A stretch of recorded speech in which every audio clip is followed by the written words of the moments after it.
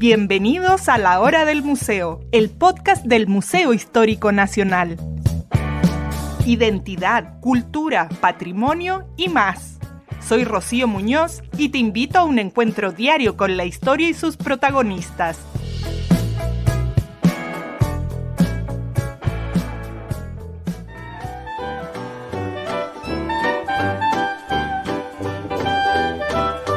En los áridos paisajes de la pampa salitrera se esconden historias extraordinarias que han permanecido en la penumbra durante décadas.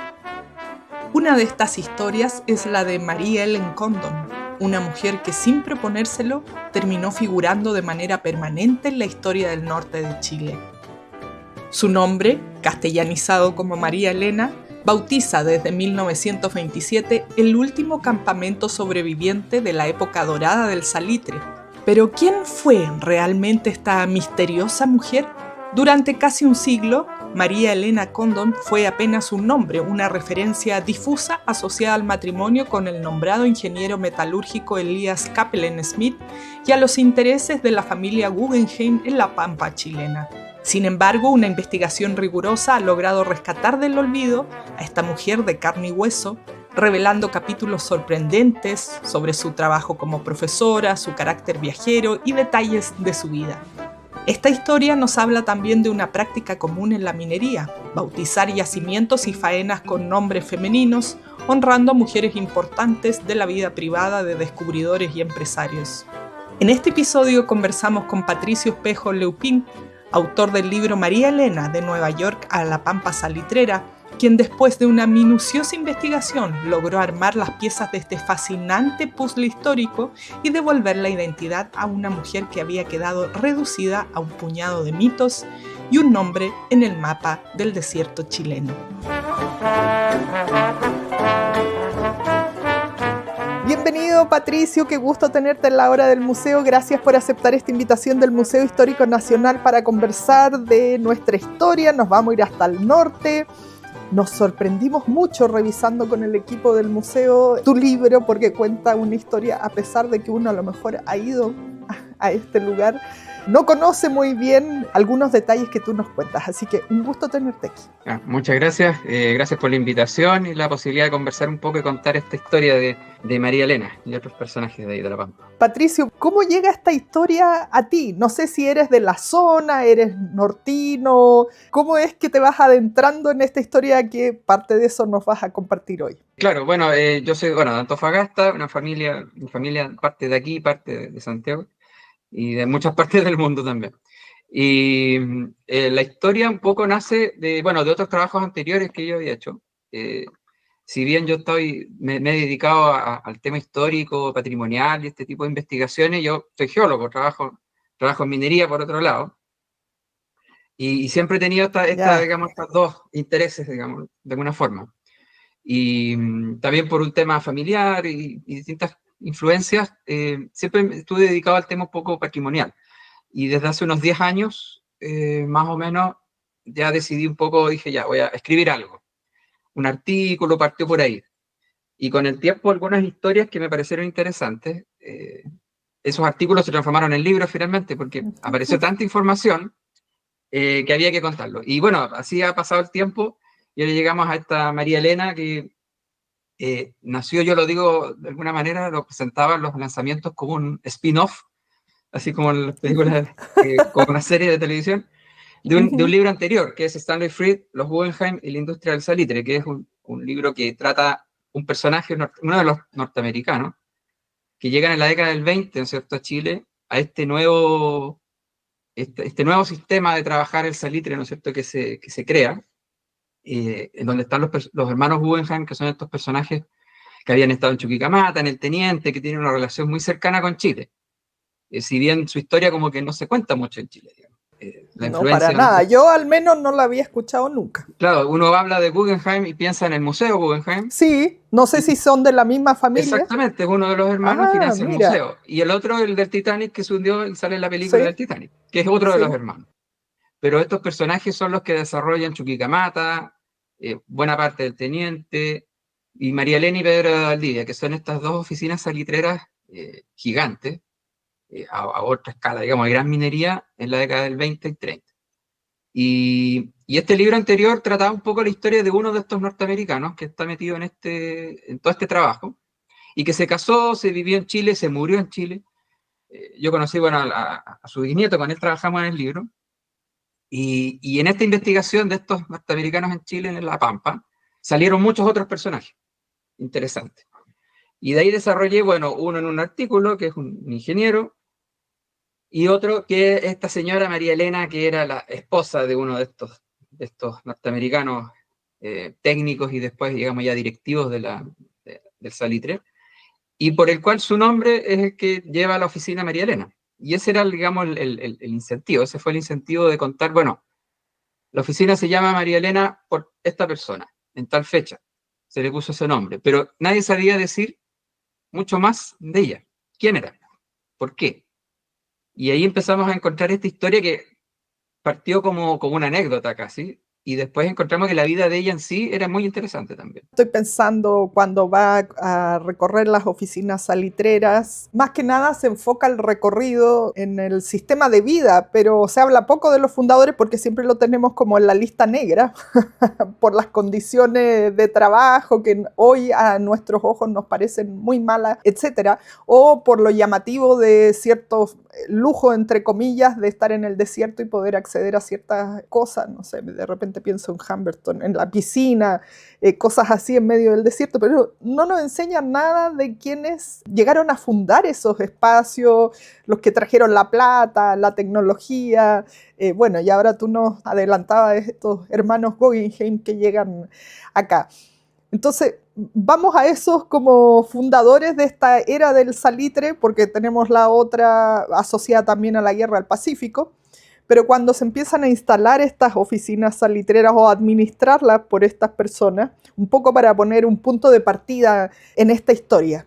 Claro, exactamente. Es poco lo que se menciona, porque como dices bien tú, está esta historia, digamos, que tiene claros y oscuros, ¿no es cierto? Esta vida, este estilo de vida, y que se cambia bastante con esta irrupción norteamericana, que comienza el año 24, el 25, con esta oficina que se llama Coya Norte, que es la primera oficina mecanizada, se le llamaba, porque en el fondo era como llevar la gran minería, que estaba como en Chuquicamata, digamos, ese estilo, que ellos lo habían desarrollado, estos hermanos Guggenheim, llevar eso al salitre, un poco era eso, era explotar estos yacimientos, digamos, de menor contenido, digamos, de nitrato, darle mayor proyección, requería unas inversiones gigantescas, por supuesto, y un nuevo sistema, que se le llamaba, ¿no es cierto?, en La Pampa. Los sistemas eran estas formas de trabajar el caliche para extraer el salitre.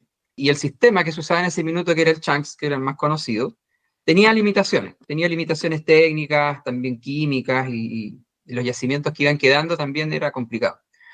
Y estos personajes, que estaban en Chuquicamata en el fondo, se ven tentados de meterse en el negocio del nitrato. Ahí se dice que Daniel Guggenheim, que es el principal cabeza de la familia, cometió un error de juicio, porque él juraba que controlando este negocio iba a hacerse, decía la frase famosa de él, más rico que los sueños del avaro. Y cosa que no fue así. O sea, el nitrato siempre fue un buen negocio, pero ya había pasado su época de monopolio, de boom, después de la Primera Guerra Mundial sobre todo. Pero aún así lo hacen, ¿cierto? Invierten mucha plata, en parte plata del público, porque ellos financiaban tirando bonos y cosas, unas martingalas ahí medias económicas que hacían, pero finalmente terminan poniendo también de su bolsillo. Y se crea esta nueva Pampa, ¿cierto? Que en este lugar se le llama muchas veces la Pampa Nueva, que eran estas oficinas gigantes, en que ya el obrero pasa a ser un operador de maquinaria. Hablamos de ciudades prácticamente. María Elena llegó a tener 10.000 habitantes, pero de Valdivia 14.000 habitantes. Estamos hablando de una Patricio, perdón, aquí pedirte explicación o contexto para quienes nunca han pasado por ahí, han ido. ¿Dónde se ubica exactamente María Elena? Bueno, María Elena está en la región de Antofagasta, la provincia de Tocopilla. Hay unos 80 kilómetros al interior de Tocopilla, digamos, entre Tocopilla y Chuquicamata. Pedro de Valdivia, unos 30 kilómetros al sur, ¿no es cierto? Y hoy, ¿cuál es el fondo? Bueno, lo que mencionaba yo, ¿no es cierto?, esto de esta Pampa Nueva, eh, hoy sigue existiendo, de alguna u otra forma. O sea, esta idea de los Guggenheim y de su gente de proyectar el negocio salitrero hacia el futuro se logró. Mm. O sea, la oficina Pedro de Valdivia cerró el campamento el año 96 y la planta Guggenheim del año 31 paralizó el 2015. María Elena sigue existiendo. Ah, María ay, Elena sigue María existiendo. Elena es operativa todavía, no No, solo como no es, patrimonial. exacto, no es una, bueno, no es una oficina salitrera porque ahora la tecnología ha cambiado, porque en el Claro. fondo es un campamento. La planta ya no está, las plantas están en Coya Sur, que era otra oficina que está al lado. Eh, pero la población sigue viviendo ahí. Más Mm, pequeña, creo que son 6.000 habitantes, algo así. Es un municipio. Esto es una municipalidad, es una comunidad salitrera. Yo me gusta ujú, mencionarla como la última comunidad salitrera. mm, Y ahora, de los últimos años, han estado en esta búsqueda un poco de su identidad, digamos, de su proyección, buscando el tema turístico también, por supuesto, ujú. por toda su historia. Y de hecho, una de las cosas que celebran es justamente este cambio de nombre cuando se le bautiza a la oficina como María Elena. Entonces, el libro un poco cayó en esa línea de darle contenido a esta historia, decir, bueno, nos llamamos María Elena, ¿por qué? ¿Y quién era? ¿Quién era esta mujer? Porque había muchos mitos, había muchos mitos. Eh, Esto que contaba yo bueno, de estos Guggenheim y traen un montón de técnicos, digamos, norteamericanos, la gran mayoría, europeos, algunos otros, que desarrollan este nuevo sistema. La cabeza es Elias Cameron Smith, que era un noruego nacionalizado norteamericano, que va a ser el mismo que había desarrollado el proceso para explotar Chuquicamata. Y se había hecho famoso en todo el mundo. Y este mismo personaje es el que desarrolla este nuevo proceso. Encabeza un Mm, equipo de 15 personas. Bueno, ahí un poco también está esta historia, ir al detalle un poco, ¿no es cierto? Porque se ujú. habla de una persona, en realidad no Sí, era no. O sea, la gente no claro. trabaja sola. Entonces, el libro anterior nació un poco en esa idea, ¿no es cierto?, de contar la vida de estos otros personajes, como que quedan un poco ocultos, ¿no es cierto? Y bueno, y esta señora era su esposa, María Elena Condon, o Marie Ellen Condon, o Capellan Smith por matrimonio. Era su esposa y lo acompañó a todos lados. Lo acompañó en Chuquicamata, lo acompañó en Antofagasta, en Santiago, en el Teniente. A ver, aquí para recapitular, María Elena o Mary Helen o María Ellen era la esposa de este hombre como técnico, el que sabía la tecnología, el que venía como a ponerla aquí en todo Chile. Claro, él era un químico Ujú. que la conocen, bueno, ahí en el libro contamos esto, su niñez, su juventud, cuando se conocen en Montana, en Anaconda, una ciudad minera.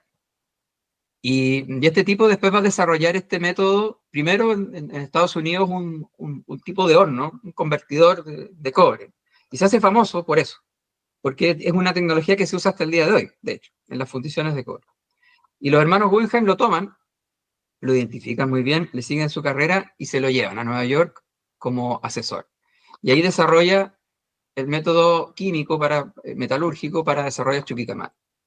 Y después, cuando ya está Chuquicamata funcionando, se interesan en el salitre. Y él dice, yo puedo desarrollar un método similar, aplicar esta misma lógica de la gran minería al salitre. Y juntan un equipo de 15 personas, químicos, ingenieros, muchos del MIT, entre los que está Fried, que es la biografía que hice en el libro anterior, y desarrollan esto un par de años. Durante un par de años, después lo prueban acá en Chile, y finalmente deciden meterse en el negocio salitrero, y construyen esta gran oficina mecanizada, que era gigantesca para los estándares que habían, que se llama Coya Norte, Mm. por los terrenos donde está. La oficina Coya está un poquito más al sur, se llama Coya Norte. Y se construye esto. Y él, que era este ingeniero metalúrgico como consultor, pasa a ser presidente de la nueva compañía salitrera. Entonces ahí se mete en una onda más, Mm, más, más ejecutivo. ya. Y María Elena es la esposa, y la esposa de él que lo acompaña en todos estos viajes. Y cuando ella muere el año 27, en abril de 1927, los hermanos Guggenheim, como un homenaje, deciden ponerle su nombre a esta nueva oficina, que era este gran proyecto, ¿no es cierto? Mencionan ahí ellos que no solo era el proyecto de su esposo, sino que ella se había interesado mucho, había estado siempre presente en todo este trabajo, y le colocan este nombre. y pasa a llamarse María Elena. Entonces es una historia curiosa, es una historia de, podríamos decir, una mujer que no tuvo injerencia directa en la industria salitrera, pero curiosamente su nombre pasó a ser el de la oficina salitrera más grande que existía hasta ese minuto, después va a ser Pedro de Valdivia, y es la última comunidad, como decía yo, la última oficina o comunidad o campamento salitrero que sigue hasta el día de hoy, Claro. con su nombre. Entonces, es interesante, a mí me pareció interesante eso de que esta comunidad hoy toma esa identidad y dice, nosotros somos María Elena, y en el museo hicieron, yo encontré las fotos que no se conocían de ella. El libro tiene muchas imágenes, no solo de ella, sino de sus ancestros. ¿Cómo fue ese proceso de poder encontrar todos estos detalles que hacen tan rico el libro? Esa es una bueno, yo creo que una de las gracias del libro, justamente, que logró ahondar bastante en el archivo. En el libro anterior yo había publicado la primera foto de María Elena, que de hecho en el museo, la municipalidad la usaron para sus actos y sus cosas, porque era la única imagen que tenían. Decía, esta es María Elena. O sea, nadie había visto una foto. Y ya ahondando en los archivos, aparecieron 5 fotos más, incluyendo la de la portada, que es la que yo encuentro que me gusta más. Y le puso cara un poco, ¿no es cierto?, a este personaje, y empezamos justamente, como bien dices tú, a hablar de su familia, de sus hermanas, que también estuvieron en La Pampa, que es una historia también bien interesante. Son 3 hermanas que vienen a Chile, se casan con tipos que venían a Chile de estas empresas, y conocen todo Chile. Tiene una historia triste también, la familia, hay varias anécdotas. Y un poco el libro nació en esa lógica de buscar archivos, de buscar cosas nuevas, irnos a fuentes nuevas. Y salió en los archivos, tanto el Archivo Nacional, el archivo aquí en Antofagasta, en Estados Unidos. Tuvimos la suerte de contar con el apoyo de algunos amigos que nos buscaron en Estados Unidos. Bueno, las fotos del cementerio de su tumba las tomó un amigo allá. Y mucho digital. Hoy por hoy no es fácil, pero se puede encontrar mucha información uno buscando, sentado en un escritorio, uno puede acceder a muchos archivos que uno se sorprendería la cantidad de cosas que hay. Buscando. O sea, hay archivos. que saber buscar bien. Es una habilidad eso. Claro, es una búsqueda porque toma años. Este libro tomó más o menos 2 años hacerlo, pero ya la información estaba de antes. Entonces, en el fondo, es una búsqueda de hormiga, digámoslo así, un detalle de ir buscando información, ir armando este rompecabezas después que nos permitió no solo contar la historia, las fotos y documentos y cosas de ella, sino también atrevernos un poco a hablar del carácter de ella. Hay una parte del libro que yo un poco me atrevo a eso, porque había mitos también, mitos de quién era, de dónde venía, de cuál era su historia. Y logramos demostrar que no era así. De hecho, la historia de su familia y de ella misma no es muy distinta a la historia de la gente de La Pampa. Y eso fue algo muy interesante de planteárselo cuando el libro lo lanzamos en María Elena, en el Museo del Salitre María Elena, que era la escuela antigua. Planteamos eso, decirle, bueno, esta era una familia de inmigrantes irlandeses católicos en Nueva York, pero en el campo de Nueva York. Y ellos, finalmente, su padre, cuando eran niños, decide irse a Montana, a Anaconda, que era una ciudad nueva minera del cobre, en el boom minero del cobre, a fines del siglo XIX. Y se va esta familia, emigra como 2.000 kilómetros a esta ciudad minera y se dedica a la minería a su padre. Y ella crece en este pueblo minero que no es un campamento, pero sí es una ciudad de servicio. Y esa historia es muy similar a la historia de la gente de aquí claro. de todas estas familias, de todas nuestras familias, ¿no es cierto?, que llegaron de otros lados a este boom minero, ¿no es cierto? Y ella viene de ahí. Ella viene de ahí y por eso cuando ella después viaja con su esposo, ya sea a buscar oro en las montañas ahí cerca de Canadá, o viaja a Chuquicamata el año 12, cuando Chuquicamata todavía no existía el Chuquicamata que conocemos después. Llegan a Calama, llegan a Antofagasta. Para quienes no somos de la zona norte, hoy es impactante, así como el desierto, la lejanía. Ya me imagino hace más de 100 años llegar allá. Claro, llegaban en barco 2 semanas a Tocopilla, Antofagasta, después en tren o en auto, a Chuqui, van al Teniente, y esta mujer va a todos esos lugares, ¿no es cierto? Y decían, bueno, esto es una señora de la alta sociedad de Nueva York que llegó a La Pampa. No era así, era una niña crecida, nació en el campo y creció en una ciudad minera, y ese era, entonces ella, eso es lo que yo me aventuré a decir, en el fondo tenía esta particularidad, ella no se hacía problema, digamos, por eso, o sea, se sentía tan cómoda en un campamento minero en el medio del desierto, como después cuando su esposo logra este nivel de vida, ¿no es cierto?, en Nueva York, en los transatlánticos, y viajan, ¿no es cierto?, en la primera clase a Europa, etcétera, etcétera, pero en realidad ella era una niña del campo que había crecido en un pueblo minero, entonces, por eso llega a Chuqui, llega a Antofagasta, llega a La Pampa, a Tocopilla, y acompaña siempre a este Elías, que es su esposo. El libro nació como una idea originalmente de hablar de la esposa de, yo lo digo así siempre, la esposa de Elías, Kathleen Smith. Esa era la idea, la ambición original. Porque era, la señora D, la esposa de Elías. Y terminamos encontrándonos con María Elena de verdad, con ella. Y el libro se transformó en María Elena, y ahora Elías en el libro es el esposo de María Elena, ¿no? Claro. Es un personaje secundario. Desapareció tanto de la vida de ella que lo encontré interesante, digamos, que esta mujer que es como tan lejana y tan cercana, digamos. Bueno, y esta historia, ella, tú decías, crece, pasa parte de su infancia en un pueblo minero en Montana, se casa con alguien que se dedica a la minería, recorren diferentes partes del mundo justamente movidos por la minería. Sin embargo, el libro trae muchísimas fotografías hasta las casas donde vivieron, que me parece un rastreo así, pero increíble. Muchos recortes de diario, entonces también puede que su personalidad haya sido sencilla, pero sí eran personas que para salir en el diario en ese tiempo yo creo que o la boda o no sé, el mismo hecho de tener fotografías era algo que podían hacer las personas que tenían dinero para tomarse esas fotografías. Era una persona distinta, por así decirlo, ¿no? En muchos aspectos, porque como tú dices, no se hacía problema de venir acá a lo que era entonces, por ejemplo, Chuquicamata, estar ahí, resistir. ¿Cómo vas descubriendo más de esta mujer? ¿Cómo va dejando rastros? Yo mencionaba, por ejemplo, los recortes de diario. No sé si ella dejó algún diario de vida. ¿Es lo que te contaron sus descendientes? ¿Cómo vas armando este personaje, María Elena? Bueno, nació, como decía yo, cuando estaba haciendo el libro anterior, salieron algunas informaciones migratorias. Hay archivos disponibles de los pasaportes. Y yo me he apoyado bastante en el tema de los pasaportes, porque, claro, los pasaportes aparecen cuando ella empieza a viajar, o sea, desde 1912 en adelante, con su esposo.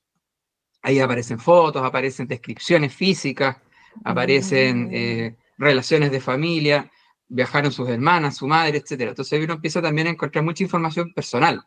Los documentos firmados por ella, escritos y con su firma, digamos, están ahí. Lo curioso es que ella cuando niña en Montana, llega ahí como con 10 años más o menos, en Anaconda, ella se destaca mucho en la escuela. Es presidenta de una sociedad cultural en la escuela, ganaba los premios, etcétera, etcétera. Participaba en la iglesia, eran católicos ella. Participaron en la iglesia, entonces habían ferias y cosas. Y los diarios de ese pueblo, de Anaconda, publicaban todo este tipo de noticias. Y hoy uno puede acceder a esos diarios. Bueno, hay archivos online de los diarios de Anaconda del siglo XIX, y uno la puede empezar a buscar. Hay que rastrearla, sí, obviamente. Ese es el problema. Y aparece mucha información de ella cuando niña y adolescente. Y cuando se casa, porque es muy conocida. Y bueno, y su marido también, porque era un joven ingeniero noruego que estaba ahí en la fundición, entonces era también bastante conocido. Y resulta que cuando ella se casa, se invisibiliza, digámoslo así, porque pasa a ser la esposa de. Hay un periodo entre medio en que se pierde un poco la pista. Y ahí yo lo digo también en el libro, que para encontrar, hay que seguir a Elías para encontrar a Marie. Hay que seguir al esposo para ir apareciendo. Y efectivamente, aparece en una cena, por ejemplo, que le están dando un premio a Elías, y él menciona que mi señora me dice que yo deje de hablar de esto porque y empieza a mencionar anécdotas ahí. Entonces, hay cositas ahí que empiezan a darnos un poco este seguimiento. Lamentablemente, no hubo descendientes de esta familia. Ellos Eso te iba a tuvieron hijos, preguntar, no podían o no querían tener hijos. Sus hermanas eran, como decía yo, tuvo 2 hermanas y un hermano mayor. El hermano mayor también murió joven, yo no le pude seguir la pista.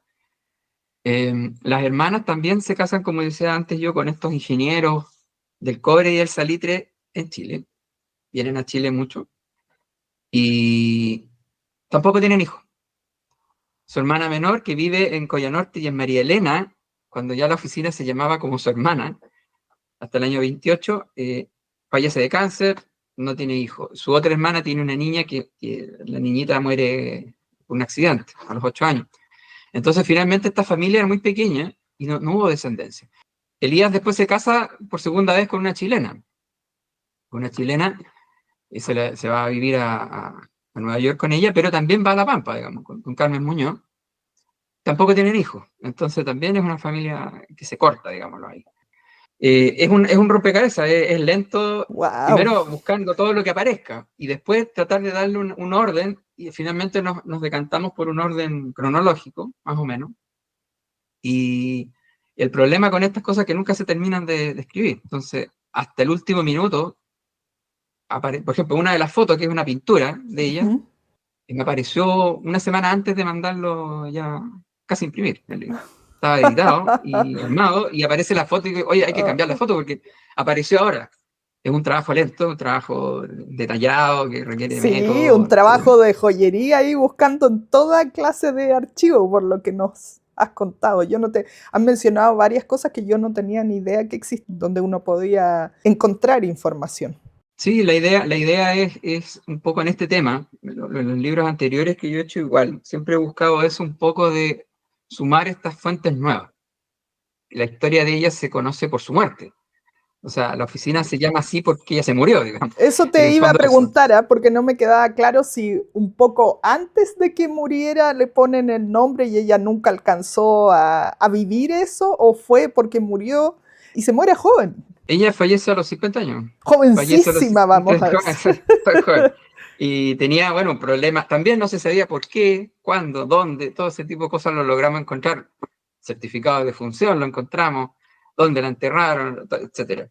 Y efectivamente, claro, ella fallece más o menos repentinamente. No tan repentinamente, pero sí. Y esto se comunica rápidamente a Chile, se avisa. Y el mismo día que la están sepultando, hay una reunión del directorio de esta compañía, en Nueva York, de los hermanos Guggenheim. Y uno de ellos, Robert Guggenheim, que es el mismo que después va a crear los museos, él propone, en honor a ella y a su marido, ponerle este nombre, María Elena. La secunda a su hermano, ya, se aprueba. Y eso se transmite a Chile.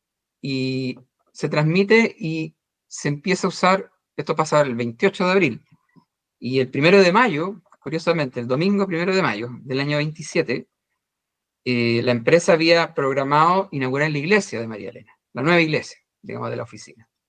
Y venía el obispo Antofagasta, a toda una ceremonia que se hizo. Se hacen unos desfiles, etc. Toda una fiesta popular. No del 1 de mayo, lo hace la empresa con su qué. O sea, de alguna manera, el 1 de mayo ya se celebraba, ¿no es cierto?, como Día del Trabajo. Pero ellos plantean esta inauguración de la iglesia y tratan de cambiarle un poco el cariz al día, ¿no es cierto? Y en esa fecha ya se empieza a usar el nombre de María Elena, el nuevo nombre, ya como es digamos, un acto masivo. Los bautizos, se bendicen de las sociedades deportivas, ya le ponen María Elena y se empieza a usar este nombre. Lo que pasa es que el gerente después se va a demorar como una semana en avisar a la autoridad, digamos, política de que se había cambiado el nombre. Entonces la fecha, digamos, finalmente, que es la que hoy se celebra, es un poco posterior, el 14 de mayo, pero esta historia parte ahí. Y la que sí va a ver esto es la hermana de María. ¿No es cierto? La hermana de María, que venía, como decía yo, por su marido, vino el año 25, el 27, y va a venir el 28, de nuevo, varios meses se queda, en la oficina salitrera y en Tocopilla. Y ella sí va a estar, podemos decirlo de alguna forma, a vivir un periodo en esta oficina salitrera que lleva el nombre de su hermana. Ella sí es la que va a estar ahí, que es Kathleen Condon, que es su hermana menor. Hay muchas cosas, como decía yo, bueno, estos mitos. Está el tema del nombre. Siempre se habla de Mary. Mary, ¿no es cierto?, la forma común de María en inglés. Así se llamaba ella, pero ella se cambió el nombre. Cuando tenía 19 años, se le ocurrió y se cambió el nombre. Se puso Marie, una versión media francesada de María. Y lo usó así hasta que se murió. y más allá, porque en su tumba también sale un Mamá Ray. No, nadie sabía que había trabajado cuando joven. Y Ah, fue una eso te iba a sorpresa. preguntar, ¿ah? Porque también lo documentas en el libro, o sea, porque uno se imagina, ya, esta esposa de un millonario, o sea, porque después lo suben de puesto, este señor químico, y ya está, no debe haber hecho nada, pero tuvo su mundo también. Claro, sí, ella, como decía yo, en la adolescencia destacó en obras de teatro, era presidenta de esta sociedad cultural, del equipo de debate. Habían una costumbre ahí, digamos, de estos debates entre ciudades, que competían en escuelas. Y de hecho en el diario sale el discurso de ella, de lo que ella habló, la que ella defendió una posición, ¿no es cierto?, en estos equipos de debate, que ganó. Entonces, era muy conocida. Y resulta que decide a los 19 años, cuando sale del colegio, eh, claro, podría haberse casado simplemente al tiro, Ujú. seguido normal, lo que se consideraba normal. Pero decide hacer otra actividad y se transforma en profesora.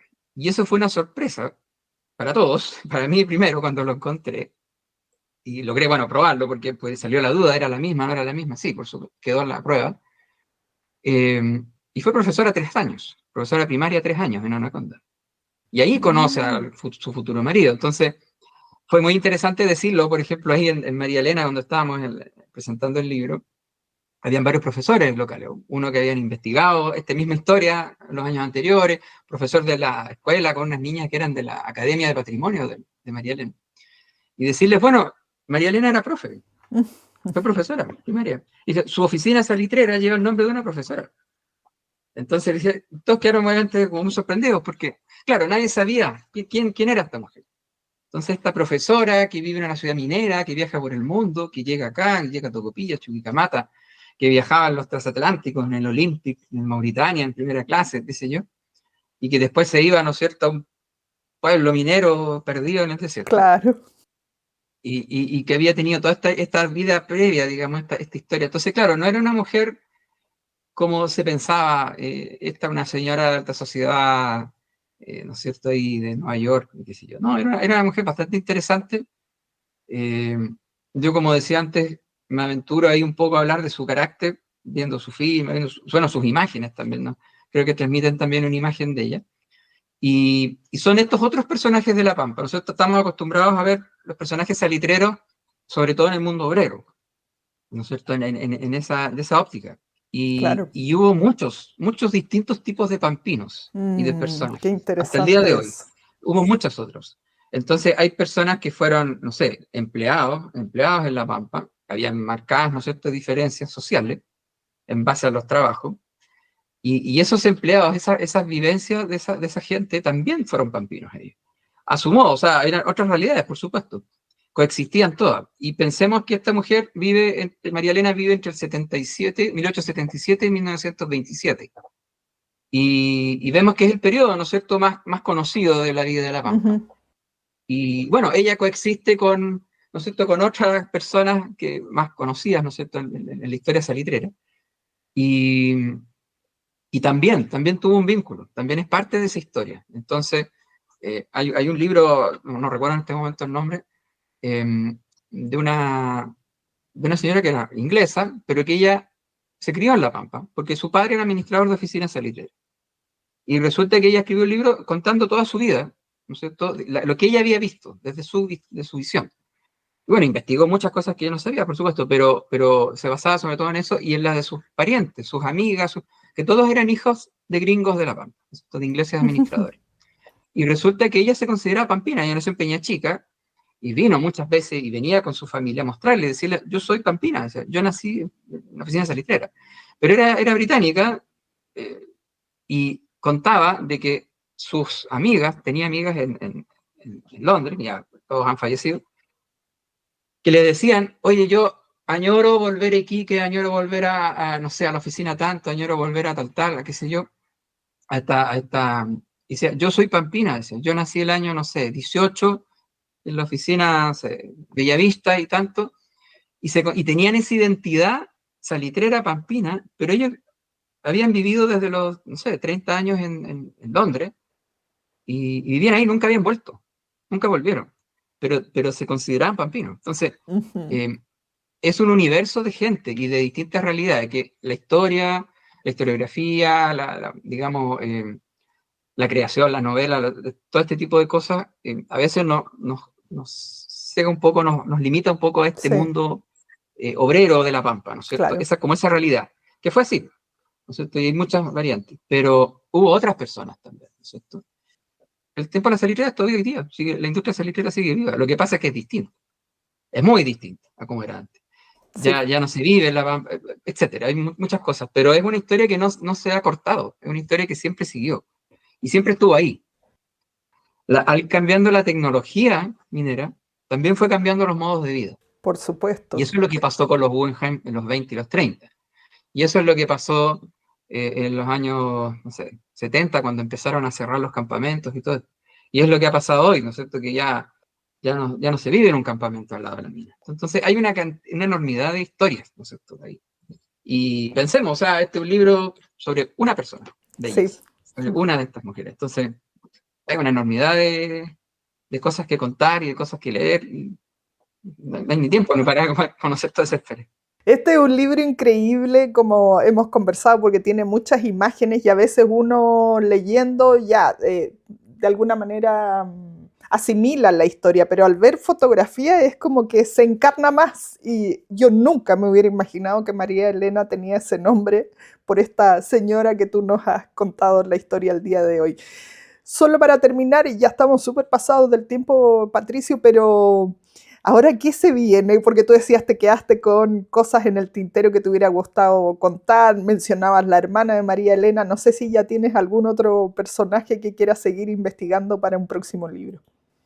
Bueno, hay uno que, como yo lo mencioné, que había hecho un artículo, que es Hjalmar Skugård, que es un danés, desconocido absolutamente en la historia minera de Chile, pero es un tipo que está en el núcleo, digamos, de lo que es el origen de Chuquicamata, del teniente María Elena y Pedro Valdivia.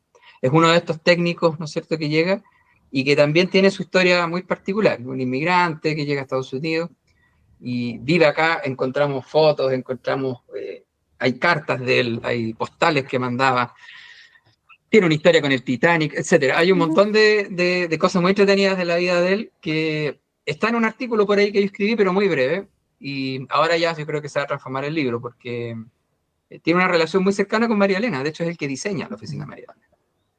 Y diseña hasta las casas. Entonces, las casas que hoy va uno viendo en María Elena, que son muy características, tienen un estilo arquitectónico muy típico, son en base a algo que él había propuesto para otro trabajo antes, y las diseña él. Y eso es otra señal de estos personajes desconocidos y que tuvieron tal impacto, ¿no es cierto?, que hoy la gente vive en ese lugar y se identifica con ese estilo. Uno ve María Elena, Municipalidad de María Elena, va a ver usan siempre esta figura que es como muy característica de ese lugar. Y eso lo diseñó él. O sea, eso es gracias a él. Entonces, también tiene un impacto desconocido estos personajes hasta la forma de vida de hoy. Así que pronto yo Claro. creo que se vendrá otro libro similar. Bueno, ahí lo vamos a estar esperando para volver a conversar contigo, Patricio. Muchísimas gracias por contarnos todo este tras bambalina de esta historia de María Elena, que es realmente fascinante. Muchas gracias también por la posibilidad de contar un poco y difundir también este tipo de cosas, que no solo esta historia, sino que también el trabajo que uno hace, ¿no es cierto?, de forma tan independiente también. Esto fue La Hora del Museo, un encuentro cotidiano con nuestra historia, el podcast del Museo Histórico Nacional.